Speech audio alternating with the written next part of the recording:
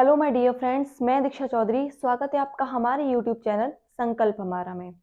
तो आज की इस वीडियो में हम मानव रोग ह्यूमन डिसीजेस के बारे में पढ़ने वाले हैं। आप बोर्ड पे देख भी सकते हैं, बोर्ड पे हेडिंग है मानव रोग। इससे पहले की वीडियो में हमने न्यूट्रिशंस के बारे में समझा था। आई होप आप लोग वो सब वीडियो देख कर आए होंगे। ठीक, तो फर्स्ट हमारा है मानव रोग ह्यूमन डिसीजेज। और ह्यूमन डिसीज में यहाँ कुछ वैज्ञानिकों के नाम है और ये कुछ प्रोटोजोआ संबंधित से बीमारियों के नाम है। ये भी हम समझेंगे अभी धीरे धीरे करके। बेसिकली जो आज का लेसन है ये एक तरीके से रटने का लेसन है। आप लोगों को ये याद करना है, रटने का। इसमें कुछ खास ऐसा समझने का नहीं है, फिर भी हम पूरी कोशिश करेंगे कि इस वीडियो के लास्ट तक आपको ये लेसन जो है पूरा याद हो जाए। ठीक, तो आज हम केवल मानव रोग जो है वो कई प्रकार के जीवों से होते हैं, यानी प्रोटोजोआ से होंगे, कुछ बैक्टीरिया से होंगे, कुछ फंगस से होंगे। तो आज हम जो बात करने वाले हैं वो प्रोटोजोआ यानी परजीवी के द्वारा होने वाले रोगों के बारे में बात करने वाले हैं। तो सबसे पहले जो वैज्ञानिक है यहाँ पर है मैकुलाच। कौन है? मैकुलच। मैकुलच ने 1827 में, ये सन याद करनी इतनी इंपॉर्टेंट नहीं है, लेकिन जो बायो वाले स्टूडेंट है नीट वगैरह के उनके लिए इंपॉर्टेंट है। लेकिन जो एसएससी और ये इनकी प्रिपरेशन कर रहे हैं वो खाली वैज्ञानिक का नाम भी याद कर ले तो भी उसके लिए काफी है, इनफ है। क्योंकि कहाँ तक आप सन याद करेंगे, ये केवल मैंने आपके लिए जानकारी के लिए बता दिया है। ठीक, तो मैकुलाच ने 1827 ईस्वी में सबसे पहले किसको देखा? मलेरिया जो है, मलेरिया रोग का नाम दिया। किसको नाम दिया? मलेरिया। मैकुलाच ने सबसे पहले मलेरिया शब्द दिया कि रोगियों में मलेरिया की एक बीमारी होती है। सबसे पहले नाम किसने दिया? ये नाम दिया है मैकुलाच ने। ठीक, उस जिसको हम प्लाज्मोडियम बोलते हैं। क्या बोलते हैं? प्लाज्मोडियम। प्लाज्मोडियम बोलते हैं। तो मैकुलाच ने सबसे पहले नाम दिया कि ये मलेरिया के, ये जिस बीमारी का नाम क्या है? मलेरिया। इन्होंने बताया ये किसके द्वारा हो रहा है? ये प्लाज्मोडियम के द्वारा हो रहा है। किसने? लेवरन ने 1880 ईस्वी में। उसके बाद रोनाल्ड रास आए। रोनाल्ड रास ने 1887 ईस्वी में बताया कि ये परजीवी के द्वारा होता है। परजीवी के द्वारा होता है। इसको क्या नाम? हालांकि इन्होंने ये तो परजीवी का नाम तो बता दिया कि ये प्लाज्मोडियम के द्वारा हो रहा है, लेकिन इस प्लाज्मोडियम को हम क्या बोलेंगे? परजीवी बोलेंगे। क्या बोलेंगे? परजीवी बोलेंगे। तो परजीवी नाम किसने दिया? ये रोनाल्ड रास ने दिया कि परजीवी के द्वारा जो है ये मलेरिया नाम की बीमारी हो रही है। और इन्होंने ही बताया कि ये परजीवी जो परजीवी के द्वारा हो रही है इसका वाहक मच्छर है। वाहक कौन है इसका? मच्छर। इसका वाहक कौन है? इसका वाहक है मच्छर। वाहक कौन है इसका? मच्छर है। किसका? लेवरन ने बताया कि मलेरिया जो रोग होता है इंसानों में, वैसे भी अब तो आजकल कॉमन है, जब मलेरिया हो जाता है तो आप लोग समझ जाते हैं कि मच्छर के द्वारा हुआ है। तो बोलते हैं ना कि दवाइयां छिड़किए और घर में साफ सुथरा रखिए, जैसे पानी, गंदा पानी मत स्टोर करिए।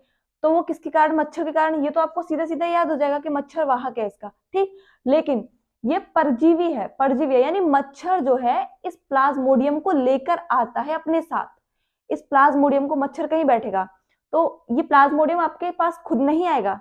हालांकि मच्छर के काटने से नहीं हो रहा, ये मच्छर जो है इस जो परजीवी है इस प्लाज्मोडियम को लेकर आता है बैठकर कहीं से, और फिर वो आपके ऊपर आके बैठता है। तब आपको ये प्रॉब्लम होती है। कौन सी? मलेरिया नाम की बीमारी होती है। क्योंकि वैसे भी आम मच्छर होते हैं तब तो हमें नहीं होती, कभी कभी मच्छर काट जाते हैं। तो ये विशेष प्लाज्मोडियम परजीवी को जब लेकर आ जाता है तब आपको बीमारी होती है। कौन सी? मलेरिया नाम की। तो पहले मैकुलास थे जिन्होंने मलेरिया नाम जो था मलेरिया नाम दिया। उसके बाद लेवरन थे जिन्होंने 1880 में प्लाज्मोडियम नाम दिया। ठीक, उसके बाद रोनाल्ड रास आए, उन्होंने बताया ये परजीवी के द्वारा होता है, इसका वाहक जो है वो मच्छर है। अब जब ये हमें पता पड़ा कि ये मच्छर वाहक होता है और प्लाज्मोडियम परजीवी के कारण होता है, तो कुछ इसके लिए दवाइयां ढूंढी गई। तो उन दवाइयों में जो श्रेष्ठ है वो है हमारा कुनेन। कुनेन, ठीक, और क्लोरोक्वीन। क्लोरोक्वीन तो हमने कोरोना में काफी सुनी है आप लोग। कोरोना क्लोरोक्वीन तो आपको आसानी से याद हो जाएगी क्योंकि कोरोना में काफी नाम हुआ है क्लोरोक्वीन का। क्लोरोक्वीन, ठीक, और प्रीमाक्वीन।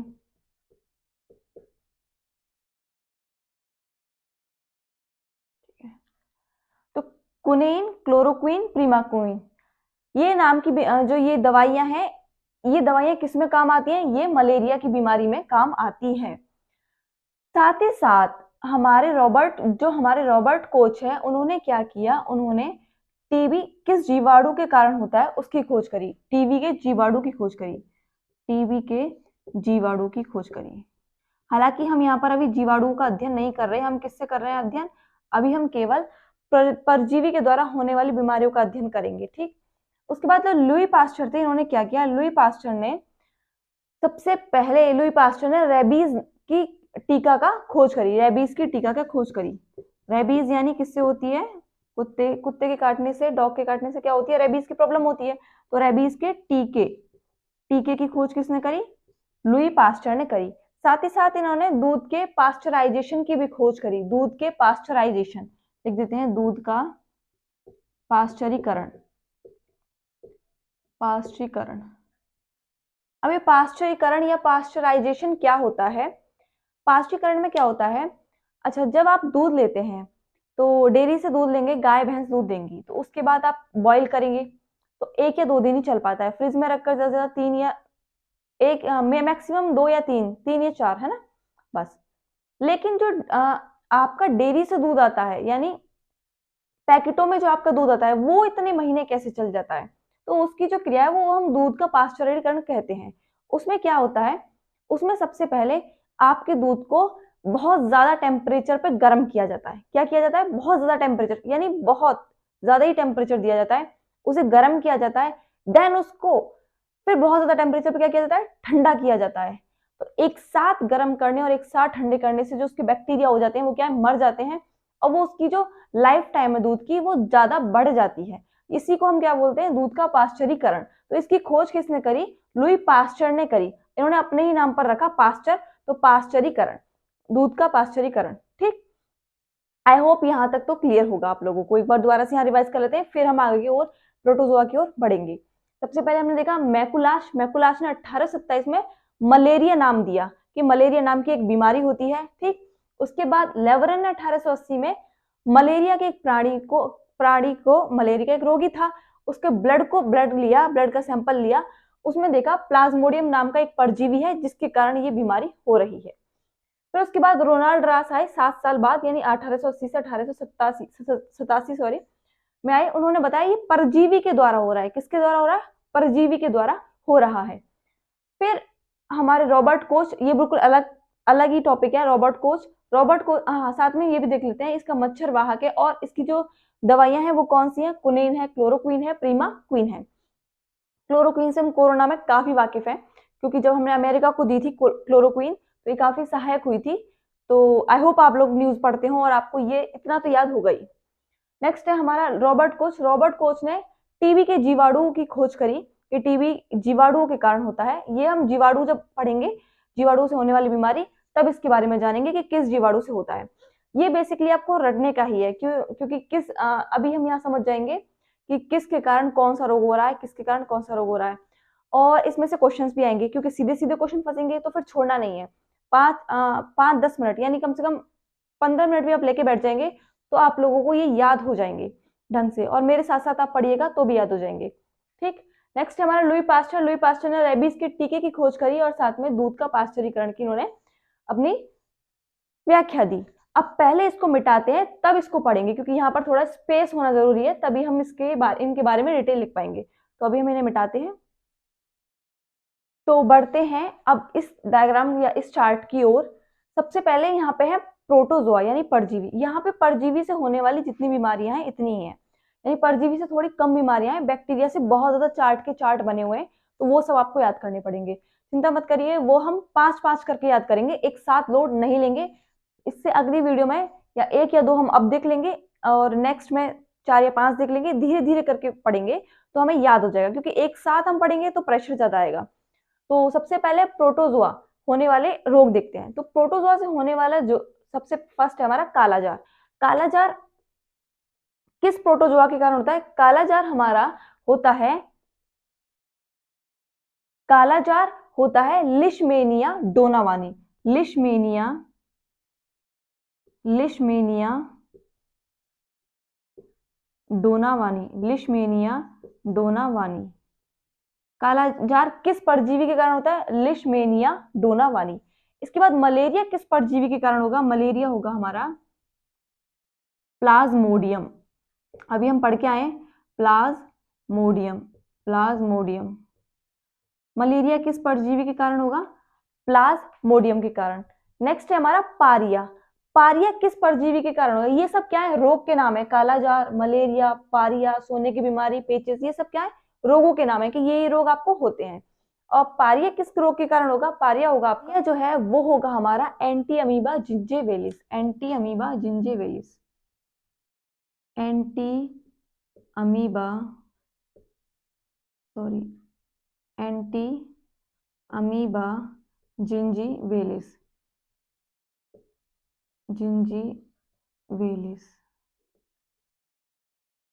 Anti amoeba gingivalis, Entamoeba gingivalis के कारण क्या होगा? पारिया होगा। नेक्स्ट है हमारा सोने की बीमारी। सोने की बीमारी किसके कारण होगी? तो सोने की बीमारी किसके कारण होगी? सोने की बीमारी होगी ट्रिप्नोसोमा, ट्रिप्नोसोमा, ट्रिप्नोसोमा। सोने की बीमारी किसके कारण होगी? ट्रिप्नोसोमा। उसके बाद है पेचिस। पेचिस किसके कारण होगा? Anti amoeba histolytica, Entamoeba histolytica, Entamoeba histolytica, histolytica, Entamoeba histolytica, Entamoeba histolytica के कारण क्या होगा? पेचिस होगी। तो ये सब परजीवी के नाम हैं। एक बार रिवाइज करेंगे, फिर उसके बाद देखेंगे कौन से अंग को प्रभावित करते हैं और इनके जो वाहक हैं वो कौन है। ठीक, सबसे पहले कालाजार देखा। कालाजार में किसके कारण हो रहा था? ये हो रहा था लिशमेनिया डोनोवानी। मेरे साथ बोलते चलिए, कालाजार किसके कारण हो रहा है? Leishmania donovani, Leishmania donovani, Leishmania donovani. Kala azar किसके कारण हो रहा है? Leishmania donovani. उसके बाद मलेरिया किसके कारण होता है? Plasmodium, Plasmodium. चाहे तो आप इसकी ट्रिक बना लीजिए फर्स्ट शब्द लिखकर, लेकिन याद फिर भी आपको पूरे पूरे शब्द करने पड़ेंगे। ट्रिक से भी क्या है, बस आपको आगे वाला शब्द याद रहेगा, ली, ली, प, ल, इस तरह से आप बनाएंगे। लेकिन आप सीधे याद कर लेंगे तो आपको ट्रिक की जरूरत नहीं पड़ेगी, आपके सीधे माइंड में क्लिक होगा कि ये है इसका। ठीक, सबसे पहले कालाजार का देखा, इसका है लिशमेनिया डोनोवानी। उसके बाद मलेरिया का देखा, प्लाज्मोडियम। क्या है मलेरिया का? प्लाज्मोडियम। नेक्स्ट है पारिया। पारिया का है anti amoeba gingivalis, Entamoeba जिंजीवेलिस। किसका है ये? पारिया का, एंटी अमीबा जिंजीवेलिस। परजीवी कारण होते हैं सोने की बीमारी, देखिए हमने ट्रिप्नोसोमा के कारण होती है, ट्रिप्नोसोमा के कारण, यानी इसमें ज्यादा नींद आती है। ठीक, नेक्स्ट हमारा पेचिस, Entamoeba histolytica, Entamoeba histolytica. अभी जान लेते हैं इनमें क्या होता है। कालाजार जो है वो कौन से अंग को प्रभावित करता है? ये सबसे पहले अस्थि मज्जा को प्रभावित करता है। किससे करता है? अस्थि मज्जा को। अस्थि मज्जा क्या होती है आपकी? बोन मैरो, अस्थि मज्जा, बोन मैरो। अस्थि मज्जा क्या होती है? बोन मैरो, जहां आपके क्या बनता है? ब्लड बनता है। हम जान चुके हैं पहले, हड्डियों के जब बीच में क्या होती है, इस तरह की जालीनुमा एक संरचना सी होती है, जहां क्या है? हमारी बोन मैरो है। यहाँ पर क्या निर्माण होता है? रक्त का निर्माण होता है। बोन मैरो अस्थि मज्जा को प्रभावित करता है। और इसमें क्या होता है? इसमें तेज बुखार आता है। क्या होता है? तेज बुखार आता है, तेज बुखार आता है। किसमें? कालाजार में। किसमें? कालाजार में। और इसका वाहक कौन होता है? इसका वाहक होता है बालू मक्खी। कौन होती है? बालू मक्खी, बालू मक्खी। ठीक, सबसे पहले जाना कि इसका परजीवी कौन है? Leishmania donovani, Leishmania donovani. क्या है? Leishmania donovani. उसके बाद जाना ये किस किस अंग को प्रभावित करता है? ये अस्थि मज्जा को प्रभावित करता है, बोन मैरो को, जहां आपके रक्त का निर्माण होता है। फिर देखा इसमें क्या होता है? इसमें सबसे तेज बुखार चढ़ता है। और इसका वाहक कौन होता है? इसको कौन ले जाता है? ये खुद नहीं आता आपके पास, इसको बालू मक्खी जो है वो आप तक पहुंचाती है, तब आपको ये प्रॉब्लम होती है कालाजार की। ठीक, नेक्स्ट है हमारा मलेरिया। मलेरिया तो आप जानते ही होंगे, हमने वाहक जाना, अभी यहाँ लिख लेते हैं, इसको मिटा लेते हैं। मलेरिया जो प्लाज्मोडियम के कारण होता है और इसका जो वाहक है वो कौन है, एक मच्छर है, उस मच्छर को हम क्या बोलते हैं, वो मादा मच्छर है। तो मादा एनाफ्लीज, इसका इसका वाहक कौन है, ये कौन है, वाहक लिख देते हैं यहाँ पे, वाहक मादक मादा एनाफ्लीज, यानी मच्छर नहीं लेके जाता, मच्छर की फीमेल जो होती है वाहक, मादा एनाफ्लीज इसको लेकर जाती है कहाँ तक, मनुष्य तक। प्लाज्मोडियम परजीवी होता है ये, ठीक। इसमें क्या होता है, बुखार चढ़ता है आप लोगों को, क्या होता है, बुखार आता है आपको, ठंड से बुखार आता है, इसमें किससे आता है, ठंड से। ठंड से क्या आता है, ठंड से बुखार आता है, किसमें, मलेरिया में, ठीक। और साथ में ये क्या करता है, ये आपके जो आरबीसी होती है उनको प्रभावित करता है, आरबीसी को प्रभावित करता है, रेड ब्लड सेल्स को प्रभावित करता है, जिससे क्या होता है, ब्लड की कमी हो जाती है, किसमें, मलेरिया में, ठीक। नेक्स्ट है हमारा पारिया। पारिया में क्या होता है, ये आपका एंटी अमीबा जिंजिविलिस के कारण होता है, ये क्या परजीवी का नाम है, और इसमें कौन सा अंग प्रभावित होता है, ये आप जानते ही होंगे, जो आपके मसूड़े हैं वो प्रभावित होते हैं। मसूड़े तो आप जानते होंगे, जो आपके जो दांत के ऊपर जो है जबड़ा जो होता है, इसको हम क्या बोलते हैं, मसूड़े। मसूड़े, मसूड़ों को आपको क्या करता है, ये प्रभावित करता है।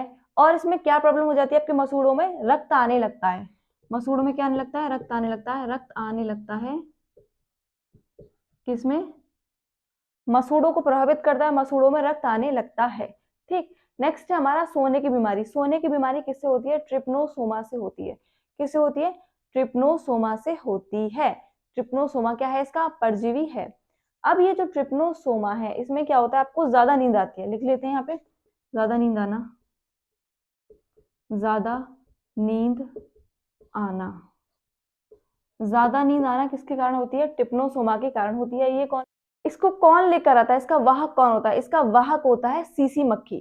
क्या होती है, सीसी मक्खी, सी सी, इसमें टी साइलेंट होगा, इसको सीसी बोलेंगे। इसमें वाहक कौन होती है, सीसी मक्खी होती है, किसकी, ट्रिप्नोसोमा की वाहक कौन होती है, सीसी मक्खी होती है, ठीक।